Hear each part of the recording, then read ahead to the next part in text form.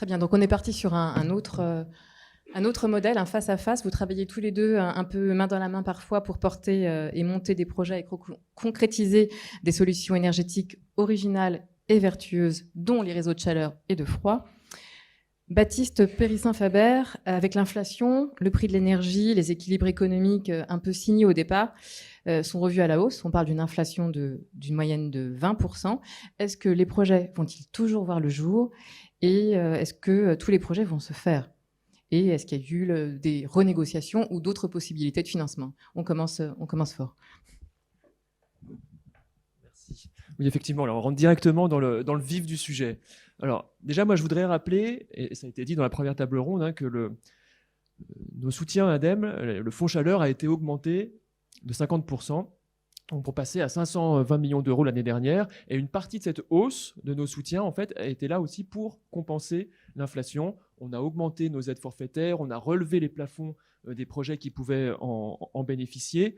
Et si on fait le total avec le fonds décarbonation de l'industrie et le fonds chaleur, c'est près de 700 millions d'euros d'argent public donc, qui ont été investis pour soutenir de la chaleur renouvelable et de récupération l'année dernière. Donc ça, c'est un premier point. Et puis, il y a aussi un point qui a été dit déjà dans la première table ronde, c'est que la bonne nouvelle, c'est que la demande pour les projets de chaleur renouvelable augmente. Et aujourd'hui, on a en portefeuille, ça a été dit par M. Camejo, 900 millions d'euros de projets. Donc c'est une très bonne nouvelle. Et on va s'appuyer sur cette bonne nouvelle pour demander une hausse du fonds chaleur, évidemment, auprès de nos tutelles. Mais donc, on ne voit pas de ralentissement en fait, de la demande de nos aides et donc de la demande pour des nouveaux projets. Donc pour tout ce qui est des réseaux de chaleur qu'on a aidés, on a contractualisé avant l'inflation, on ne pense pas qu'il y aura de défaut sur ces projets-là. Et puis en plus, ça a été rappelé aussi par RTE, dans le contexte de prix qu'on connaît, on voit bien que la compétitivité des réseaux de chaleur augmente. Donc les témoignages des deux maires étaient quand même très très éloquents. On voit bien qu'aujourd'hui, plus on injecte d'énergie renouvelable dans les réseaux, plus ça agit en fait comme une sorte de bouclier tarifaire. Et c'est là qu'on voit que c'est de l'argent public très bien investi, mieux que les boucliers qu'on a pu faire dans l'urgence. Mais ça, bon, fallait quand même bien pallier l'urgence. Et enfin, et pour répondre complètement à votre question, là où les sujets d'inflation peuvent avoir un impact, c'est sur les projets de chaudière biomasse industrielle. Donc là, dans l'appel à projet pour les initiés BCIAT qu'on a, où là, effectivement, il peut y avoir des projets qu'on a contractualisés en 2021. Les travaux se réalisent maintenant. Entre les deux, il y a eu 2 ans d'inflation et il peut que là, les équations économiques ne passent plus. Donc là, vous allez voir que c'est des appels à projets qui sont très corsetés juridiquement. Il faut que chaque dépositaire de projet soit traité de façon égale. Donc on ne peut pas ajuster comme ça aujourd'hui le montant de nos aides. Donc ce qu'on fait, c'est qu'on incite les porteurs de projets qui seraient vraiment dans l'impossibilité, en raison de l'inflation, de mener à bien leur projet, de redéposer un dossier en anticipant ces nouveaux prix de construction des installations, pour qu'on puisse en tenir compte. Donc quand ce n'est plus possible, parce que c'est trop cher, il faut redéposer un dossier. Voilà, alors après, dans les conditions de prix actuels, donc là on va recalculer les aides, donc il faut voir exactement si les projets en tireront profit ou pas. Et puis ensuite, on travaille aussi avec la FEDEN pour des cas très particuliers, où on peut voir au cas par cas s'il y a des solutions juridiques qu'on peut trouver. Serge Burtin, vous avez des projets justement qui n'ont pas pu voir le jour, je crois, des exemples. Et comment ça se passe? Oui, faut aussi commencer par rappeler qu'effectivement, on est plutôt souvent côte à côte avec l'ADEME plutôt que face à face, et on essaye de trouver des solutions. Alors vous l'avez dit, effectivement, il y a beaucoup de projets. Nos clients, les collectivités ou les industriels sont de plus en plus pressés, et c'est tant mieux. Mais c'est vrai que tous ces projets sont arrivés à une période où le contexte a beaucoup bougé. Vous avez parlé d'inflation. C'est vrai que ça soit sur les gros matériels de combustion ou tous les réseaux, on a quand même une inflation qui s'est située entre 10 et 20% au niveau des capex des investissements. Entre-temps ou en même temps, le gaz était à 120 €, il est passé à 60. Donc tout ça oblige tous les acteurs, tous les opérateurs, tous les clients finalement à rebalayer les dossiers, à essayer de trouver des solutions.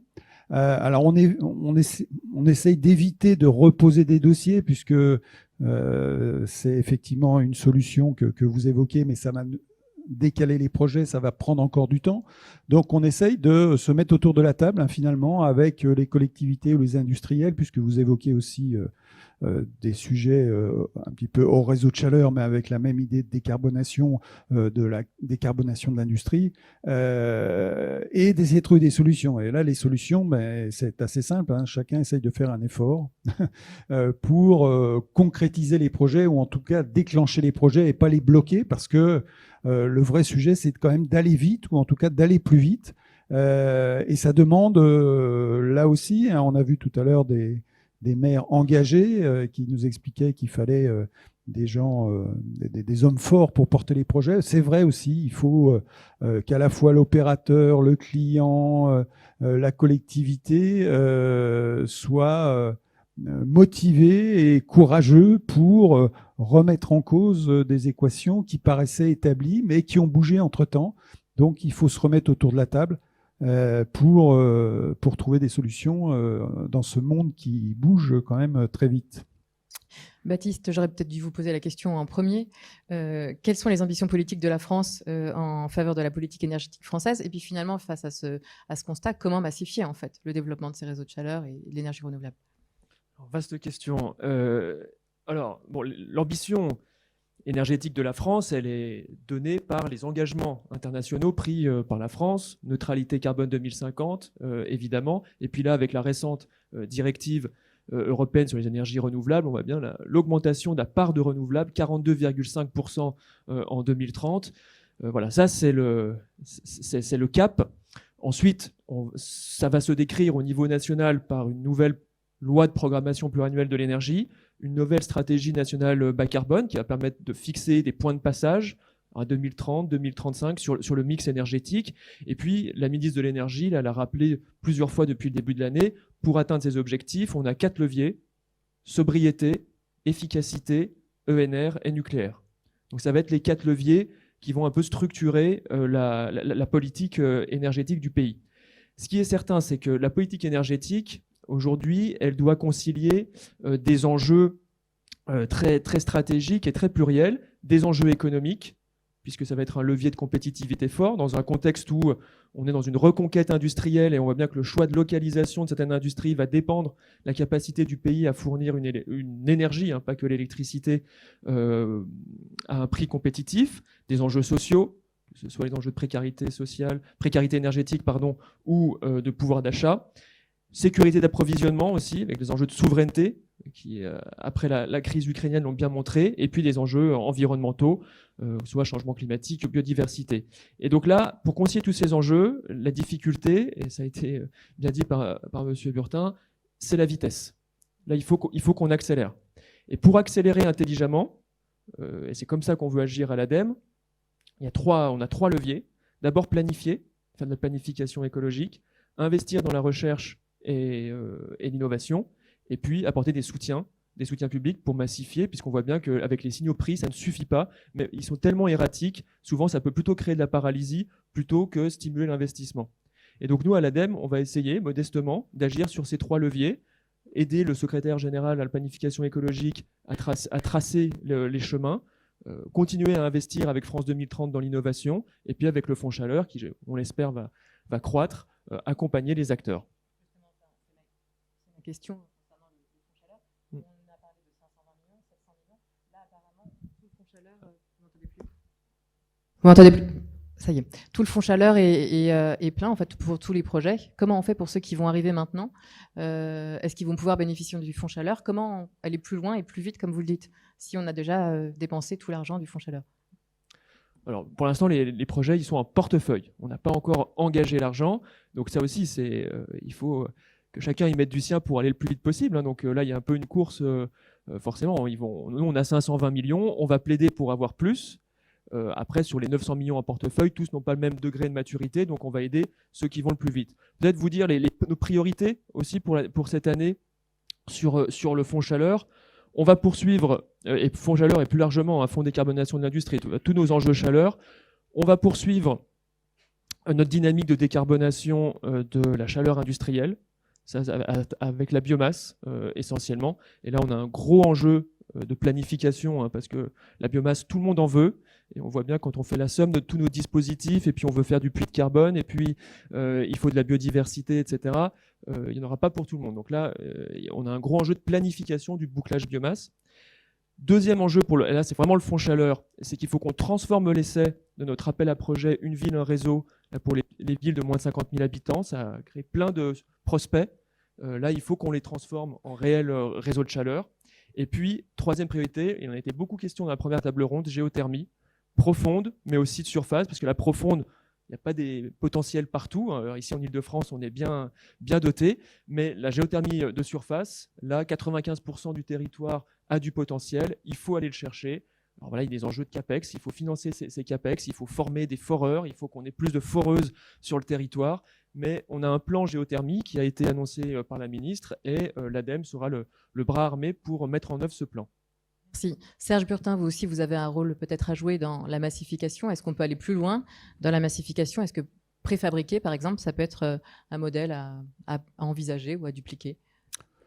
Oui, bien sûr, on a tous des progrès à faire pour accélérer, encore une fois, non pas toutes les procédures qui sont en amont ou les financements, mais tout simplement la réalisation, la construction des réseaux, puisque ça prend quand même du temps. Donc tout ce qui peut permettre d'aller plus vite, hein, c'est intéressant. Deux sujets, mais qui ne surprendront pas les spécialistes qui sont dans la salle, mais je fais une petite aparté, on a un métier d'ingénieur.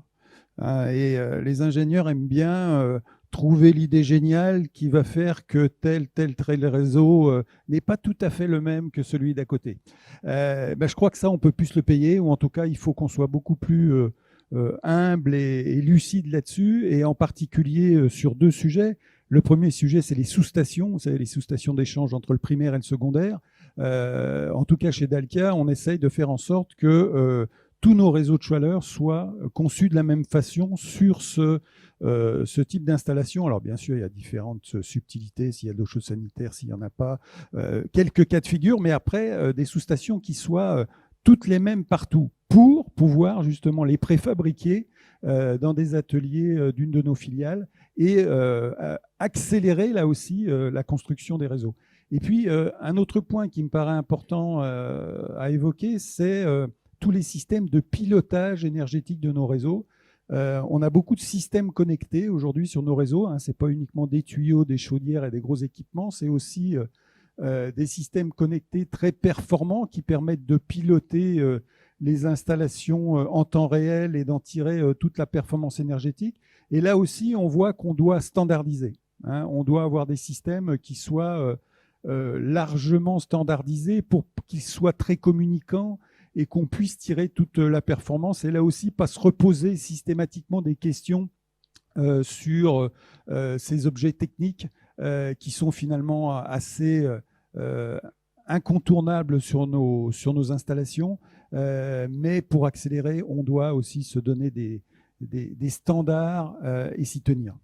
Quand on a préparé la table ronde, vous me parliez aussi d'un frein ou une difficulté, c'est le coût des matériels et la rareté des gros équipements qui sont nécessaires justement à construire ces réseaux. Alors c'est vrai que vous avez parlé de la biomasse, hein, on a beaucoup parlé de géothermie, mais la biomasse c'est la plus grosse partie quand même hein, de nos enjeux. Pour mettre en œuvre effectivement efficacement de la biomasse, il faut des chaudières biomasse, hein, si je dis les choses simplement.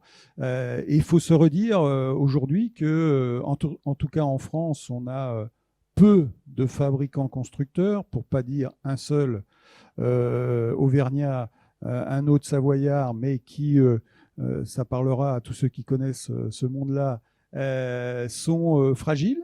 Hein, parce que c'est des petites entreprises, certes performantes, mais plutôt fragiles, hein, entre 20 et 40 millions d'euros par an, avec finalement des process qui ne sont pas très importants. Et là, on leur demande d'accélérer la production. Donc, on doit bien sûr sécuriser ces acteurs-là. C'est pas simple, il faut les accompagner parce que on leur demande de multiplier par 2 leur production en 5 ans, hein, si j'arrondis les chiffres, voire plus. Et puis, on doit surtout aller aussi trouver d'autres fournisseurs, hein, un peu plus éloignés, certes en Europe, hein, en Autriche, en Allemagne, il y en a quelques-uns. Et puis, on est en train aussi d'aller chercher des fournisseurs un peu plus loin, en Amérique latine par exemple, en se confrontant à des sujets de normes et de choses comme ça. Donc, ça nous oblige finalement les opérateurs à élargir notre panel de fournisseurs de gros équipements. Je parle des chaudières, mais c'est un peu vrai sur tous les sujets. Ça nous oblige à remettre en cause finalement les quelques habitudes qu'on avait là-dessus, parce que si on ne le fait pas, de toute façon, nos fournisseurs actuels n'arriveront pas à produire ce dont on a besoin en termes d'équipement, et nos projets reposent quand même largement là-dessus. Baptiste, je rebondis. Il est question d'indépendance énergétique. Et comment finalement on peut viser une indépendance énergétique si on a finalement peu de fabricants? On parlait des chaudières bois. Je crois qu'il y a un seul acteur en France. Comment viser cette indépendance? Oui, ça a été indiqué par Serge Burtin. Hein. On a 2 chaudiéristes qui ont la taille qu'ils ont et qui ne peuvent pas sans doute remplir tous les besoins. Après, moi, je voudrais juste relativiser, même si c'est très important d'avoir des équipementiers. C'est un écosystème industriel primordial, et on voit bien sur plein d'autres sujets, d'ailleurs, que les chaudières, on en manque cruellement. Je voudrais relativiser la part de la chaudière dans l'investissement. On a fait des petits calculs où on voit que c'est à peu près ça représente 12% de la valeur de l'investissement. Il y a d'autres postes dans l'investissement, du génie civil, de l'ingénierie, des travaux électriques, hydrauliques, mécaniques, etc. Donc voilà, c'est 12%. Donc il faut relativiser un peu. Et il y a une statistique qui m'a été spoilée par Monsieur Caméjo tout à l'heure. Je pense qu'il faut regarder globalement l'impact sur la balance commerciale. Et là, on voit bien la substitution du gaz grâce à ces énergies qui sont sur le territoire ont un impact clé sur la balance commerciale. Et donc là, on s'est remboursé le fonds chaleur en 1 an. Ça, c'est un chiffre quand même très frappant et qui a aussi un vrai impact sur notre souveraineté. C'est encore mieux quand ce sont les autres qui le disent, non? Tout à fait. Serge Burtin, vous voulez... Non, je réagis par rapport à ce que vient de dire Baptiste. Effectivement, en pourcentage des CAPEX, ce n'est pas très important, mais là aussi, c'est le sujet de l'accélération des délais. Hein, et c'est plutôt sur les délais de production qu'on peut être inquiet. Donc voilà, je voulais juste effectivement préciser ça. Ça ne remet pas en cause les projets, mais c'est pareil, ça ne les accélère pas, ça les décale d'être dépendants finalement de fournisseurs qui ont les moyens de production qu'ils ont et qui ne peuvent pas forcément... Vous me faites la transition avec la prochaine question sur les délais, justement. Les délais de contractualisation sont plutôt longs, on l'a vu tout à l'heure, et pourtant, il y a des systèmes qui permettent d'aller plus vite. On parlait tout à l'heure de la SAS. Oui, voilà, on va aller vite, puisqu'on l'a évoqué quand même dans la première table ronde, mais on l'avait évoqué quand on avait préparé cette table ronde. Effectivement, là aussi, tout ce qui peut accélérer les délais, c'est tout ce qui se fait en amont de la réalisation, c'est les délais de contractualisation, donc trouver des formes juridico-contractuelles qui permettent d'aller plus vite. On a eu l'exemple de la SAS ENR tout à l'heure. Effectivement, c'est un très bon exemple. Chez Dalkia, on a aussi quelques projets qui permettent, contrairement à ce qu'on fait quand on fait une délégation de service public, où on sait bien qu'il faut 2 à 3 ans pour concrétiser tout ça, ça permet de diviser par 2 les délais. Voilà. Alors, ça ne répond pas à toutes les cas de figure, puisque c'est quand même très encadré, et puis... mais c'est une piste aussi pour aller plus vite, non pas sur des sujets techniques, mais là sur des sujets contractuels. Baptiste, avez-vous des pistes pour aller plus vite, pour accélérer les procédures? Oui, alors moi j'ai beaucoup apprécié les compliments que monsieur le maire Santini a fait de l'ADEME, qui a dit qu'on savait engager très rapidement de l'argent, qu'on n'avait pas de problème d'hémorroïdes. Enfin, j'ai pas tout compris, mais en tout cas, voilà. Donc nous, on essaye de faire au plus vite sur la partie qui nous concerne. On a fait des efforts de simplification. On a aujourd'hui une plateforme qui s'appelle Agir pour la transition, avec un parcours vraiment simplifié, on espère ergonomique, pour aller plus vite, et on ne rentre qu'une fois les informations. Il n'y a pas de problème de réinscription en fait, de ces informations. Voilà. Donc on est dans une approche d'amélioration continue, surtout dans la partie qui nous incombe. On essaye de faire au mieux, mais évidemment, on peut toujours s'améliorer. Il est question de réseaux de chaleur, mais également de froid. L'ADEME n'a pas toujours été pour le financement de systèmes de rafraîchissement. Il y a encore 3 ou 5 ans, je crois que ce n'était pas complètement le cas. Vous ne le financiez pas. Désormais, vous les accompagnez, je crois. Ce n'est plus un luxe de se rafraîchir, rafraîchir. On a toujours alerté nos tutelles sur le fait que les enjeux d'adaptation au changement climatique allaient devenir majeurs. C'est sûr, canicule après canicule, on voit bien que les sujets de froid vont monter et que, bien sûr, il faut favoriser les solutions passives avec des nouveaux gestes architecturaux, etc. Mais que dans plein d'endroits, ça ne suffira pas. Et donc, il faut qu'on apporte du froid renouvelable dans les bâtiments, en particulier dans les bâtiments tertiaires, où là, il y a un gros potentiel. Donc, effectivement, pendant très longtemps, le fonds chaleur était très corseté sur ce sujet-là. On a des ouvertures aujourd'hui où on peut aider des systèmes de géothermie qui vont mutualiser des besoins de froid pour un ensemble de bâtiments. On va pouvoir aider de la géothermie si elle s'inscrit dans un programme d'urbanisme avec des solutions passives. Voilà. Pour l'instant, c'est assez limité. On est en discussion avec nos tutelles pour l'ouvrir et à discuter aussi quel taux d'ENR il faut mettre dans ces réseaux de froid pour pouvoir bénéficier du soutien du fonds chaleur. Donc c'est un enjeu qui était un peu le parent pauvre des politiques publiques pendant très longtemps, parce que parler d'adaptation, ça voulait dire qu'on avait un petit peu abandonné l'ambition de l'atténuation. Aujourd'hui, on voit bien qu'il faut faire les deux, que de toute façon, l'adaptation est une nécessité, et je crois qu'il y a un nouveau portage politique aussi sur le sujet. Donc j'ai bon espoir que nos soutiens puissent être dirigés, surtout si on augmente le fonds chaleur, un peu vers le froid. Nous avons tous bon espoir. Serge Burtin, on voit bien que ça s'accélère, cette demande. Est-ce que vous avez des exemples, justement, et comment bien prendre en compte les besoins en chaud et en froid? Oui, donc ça marche, oui. On est tous d'accord pour dire que c'est une évidence. On va devoir produire du froid. Donc, l'idée, c'est de le produire de façon la plus efficace, la plus vertueuse. C'est comme ça qu'il faut plutôt se poser la question que de dire on va devoir rafraîchir. C'est évident. J'ai 2 exemples différents, mais qui peuvent illustrer tout ça.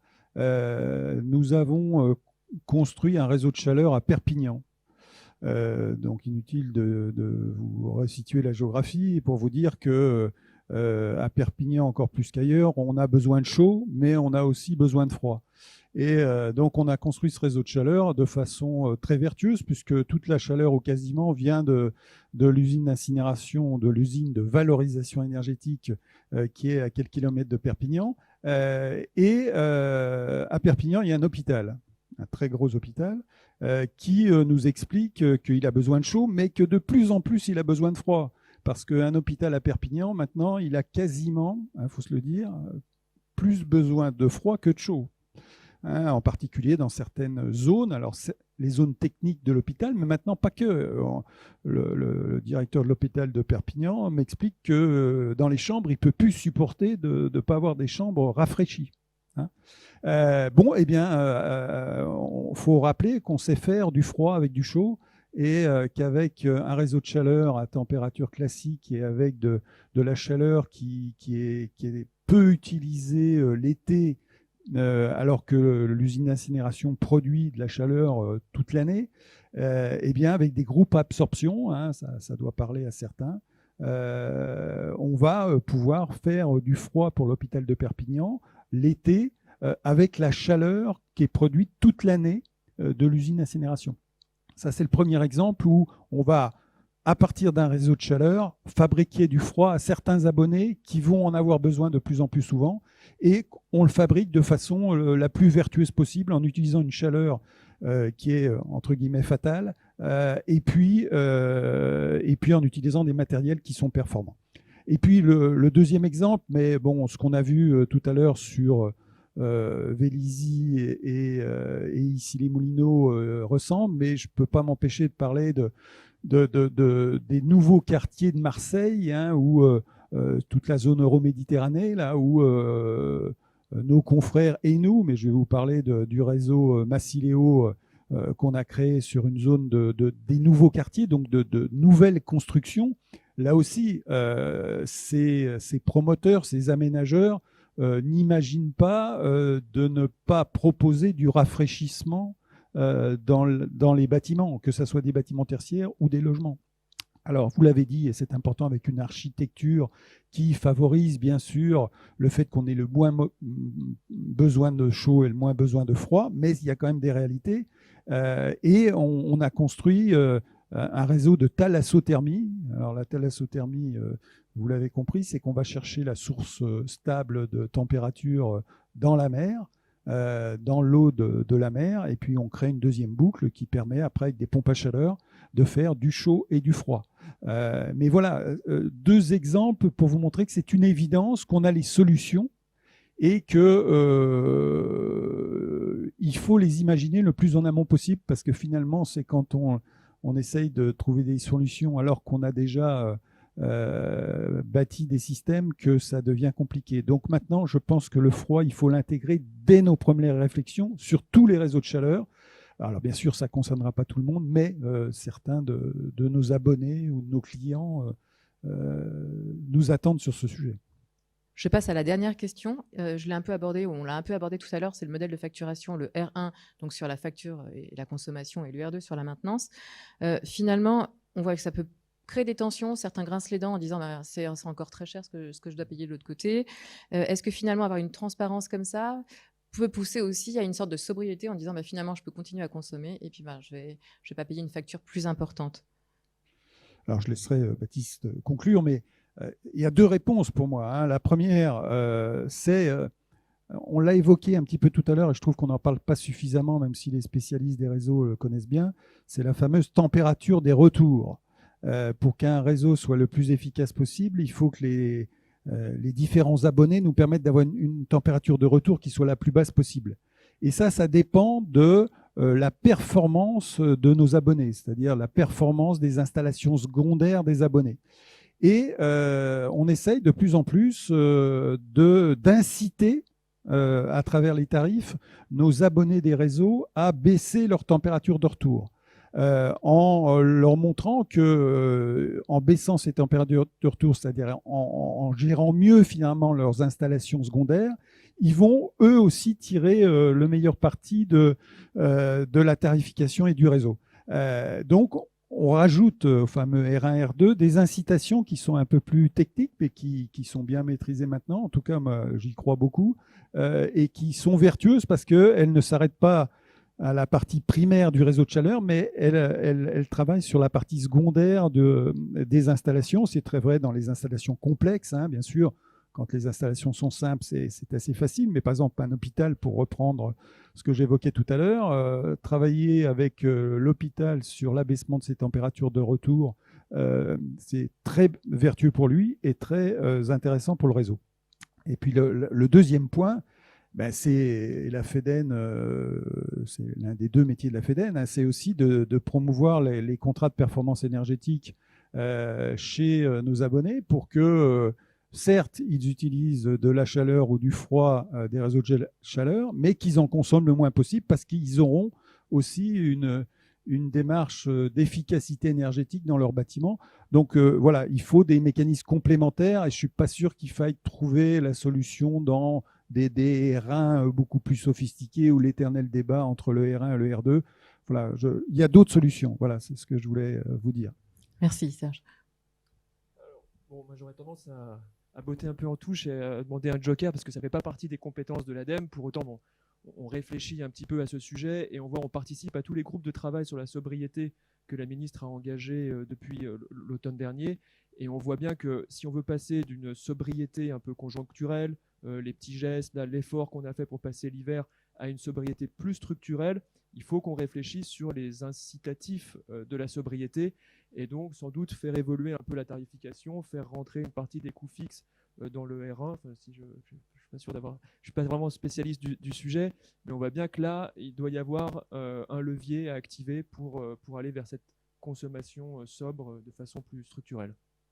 Merci pour vos réponses tous les deux. Christophe Rodriguez, pour la question qui fâche ou qui fâche pas. Je ne sais pas si tu en as, je n'ai pas été trop tendre non plus.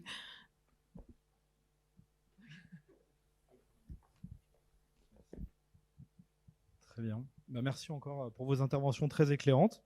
Alors, j'ai noté une dizaine de questions qui fâchent, il faut que j'essaie d'en trouver Alors, on va commencer par Baptiste Périssin-Faber, côté ADEME. Première question, on a beaucoup parlé de sobriété. Quel est le plan de bataille de l'ADEME pour accompagner la sobriété sur le terrain? C'était des questions qui fâchent, hein, comme promis. Je peux peut-être poser la deuxième, du coup. On aura les deux. La deuxième question a été pour Serge Burtin. On a beaucoup parlé de réseaux de chaleur innovants avec des solutions d'énergie renouvelable, mais sur le terrain, aujourd'hui, on retrouve quand même beaucoup d'équipements d'énergie fossile. On va avoir de plus en plus de nouvelles technologies, de pompes à chaleur, etc. Quel est le défi pour vous en termes de métier, de transformation des pratiques? Enfin, ça représente quoi comme défi pour une entreprise d'envergure internationale comme Delkia? Voilà mes deux questions. Alors, sur la sobriété, qu'est-ce qu'on fait sur le terrain? Alors déjà, nous, quand on parlait de la sobriété il y a encore un an, quand on a publié nos scénarios de transition 2050, où on mettait le levier de la sobriété en avant, c'était encore un sujet tabou. Donc déjà, on se félicite qu'aujourd'hui, c'est un sujet qui est en haut de l'agenda politique, qui est assumé comme tel, bien différencié de l'efficacité énergétique. Donc voilà, on a l'impression d'avoir déjà fait bouger quelque chose, au moins dans les consciences et dans le portage politique du sujet, montrer que ce n'est pas juste une élucubration, élucubration de quelques ingénieurs chevelus de l'ADEME. Non, c'est quelque chose de sérieux. Le GIEC en parle, c'est un levier objectif pour atteindre nos ambitions. Donc déjà, voilà, ça c'est au niveau macro. Je pense qu'on a gagné cette bataille culturelle-là et on en est très content. Ensuite, sur le terrain, il y a tous ces groupes de travail là, qui ont été lancés sur la sobriété énergétique, pour l'instant, simplement. Et on a produit cet été des fiches pour aider à la fois les collectivités, les entreprises, les particuliers, un peu la checklist des 10 actions avec le maximum d'impact, la durée de la douche, enfin ça peut la température de consigne, des choses comme ça. Voilà, donc ça, on a fait ça, c'était pour passer l'hiver. Et là, effectivement, on doit passer là, dans la saison 2 de la sobriété pour aller vers des sujets plus structurels. Et donc là, il faut réfléchir aux incitatifs, faut réfléchir à des investissements collectifs aussi pour aller vraiment vers les infrastructures de la sobriété, hein, puisque tout ne peut pas se faire à l'échelle individuelle.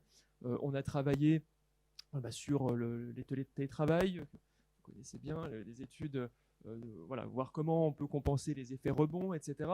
Donc voilà, on s'équipe progressivement, on va accompagner ce travail du gouvernement qui est au long cours maintenant, avec une deuxième saison d'un plan de sobriété. Et puis maintenant, on va aussi pousser pour aller au-delà de la sobriété énergétique. Je crois que les tensions qu'on a connues cet hiver sur l'eau, la sécheresse, on voit bien que les enjeux de sobriété sur l'eau, le plan eau qui va faire la part belle à la réutilisation de l'eau, voilà, c'est une autre forme de sobriété. Et plus largement, les enjeux de sobriété sur les ressources. Voilà, ça, c'est notre prochain combat, mais on y va pas à pas. Et on va essayer d'être le plus pratique possible pour accompagner toutes nos cibles. Serge? Alors, sur ta question, il y a encore beaucoup d'énergie fossile dans les réseaux. Il y en a quand même de moins en moins.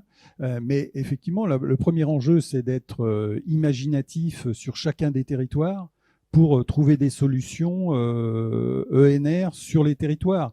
Alors, là aussi, il faut qu'on ait beaucoup de recul, qu'on ne se fixe pas une solution comme étant la meilleure. Yannick Jacquemart, RTE, le disait tout à l'heure. C'est vrai qu'il faut qu'on regarde chacun des territoires et chacune des équations pour trouver la meilleure ENR pour pouvoir déplacer des énergies fossiles. On a parlé de la géothermie profondeur, grande profondeur, la géothermie de surface, la biomasse, l'énergie de récupération. Voilà, il faut balayer tous les sujets pour trouver la meilleure équation. Et il faut quand même dire aujourd'hui que tout ce qu'on fait sur les réseaux de chaleur et de froid, on n'imagine jamais des solutions qui sont en dessous de 75 à 80% d'ENR. D'accord ? Donc, la tendance, elle est donnée. Ça, c'est la première partie de la réponse. Et puis la deuxième, qu'on a peut-être un peu moins touchée, mais que je voulais évoquer avec vous, en tout cas, nos enjeux là-dessus, c'est de traiter le thermique et l'électrique en même temps. D'accord ? Un réseau de chaleur, c'est une dimension thermique, mais on voit bien qu'on doit aussi, dans nos projets, maintenant de plus en plus intégrer la dimension consommation électrique, parce qu'une partie des solutions passe par des pompes à chaleur, tu le sais bien, mais pas que, parce qu'on va pouvoir faire du stockage de froid, on va pouvoir faire du stockage électrique, on va pouvoir enfin, on se doit aujourd'hui d'imaginer les systèmes électriques et les systèmes thermiques en même temps, ensemble. Alors c'est déjà le cas sur certains nouveaux quartiers, on en connaît certains en région parisienne, mais je pense que c'est une tendance forte et que ça va nous obliger, nous opérateurs, à remettre en cause certaines de nos façons de faire, en tout cas d'avoir une vision beaucoup plus rapprochée entre le système thermique et le système électrique.